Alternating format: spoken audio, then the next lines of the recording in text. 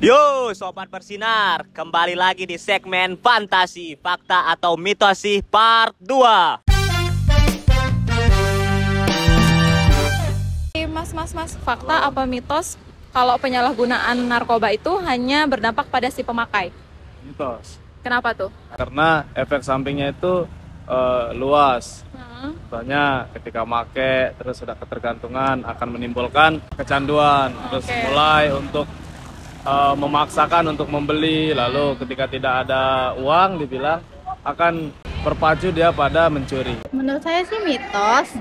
Kan pemakaian narkoba ini tidak hanya berdampak buruk pada si pemakainya aja, tapi juga bisa berdampak buruk bagi orang-orang di sekitarnya karena pasti kan orang yang pemakai itu kan kayak dia mengajak nih orang-orang di sekitarnya itu, ayo ikutan gitu. Jadi menurut saya itu mitos. Menurut saya mitos karena nanti bisa terganggu ke temannya, keluarganya, atau orang-orang lain gitu bisa terkena dampaknya. Menurut saya itu mitos, soalnya pemakai narkoba itu berdampak ke lingkungan sama keluarga karena bisa pemakainya itu bisa ngutang, bisa dari perlakuannya berubah gitu.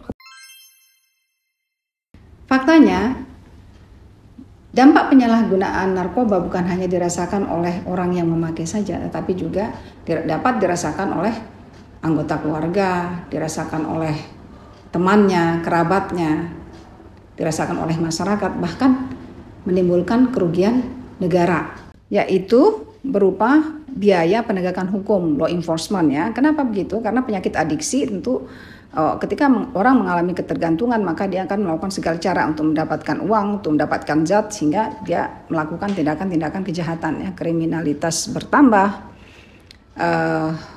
dan bisa mengarah ke akhirnya mereka menjadi pengedar ya, bahkan bisa menjadi mandar ya karena kehabisan uang ya, kehabisan cara untuk bisa mencari penghasilan. Nah itu harus diwaspadai dan itu bagian dari kerugian negara ya terkait dengan law enforcement. Lalu menurunnya produktivitas ya, itu juga merugikan negara ya karena pemuda diharapkan menjadi objek dan subjek pembangunan ya, itu akhirnya melemah ya, tidak bisa diharapkan, malah dia bisa menimbulkan kerugian pembiayaan oleh negara. Nah itu ya. Tambah lagi misalnya kalau keadaan intoksikasi ya, intoksikasi itu dia makin narkoba, mabok ya, they live under drug influence. Ketika dia misalnya berkendaraan lalu menabrak orang ya, nabrak orang kan orang meninggal ya, kerugian juga ya nyawa ya, tambah dia lagi ya, si pelakunya sendiri ya bisa mengalami kecelakaan, luka dan sebagainya, itu kan biaya pembiayaan oleh pemerintah juga ya terkait dengan biaya rumah sakit, biaya di instalasi gawat darurat sebagainya.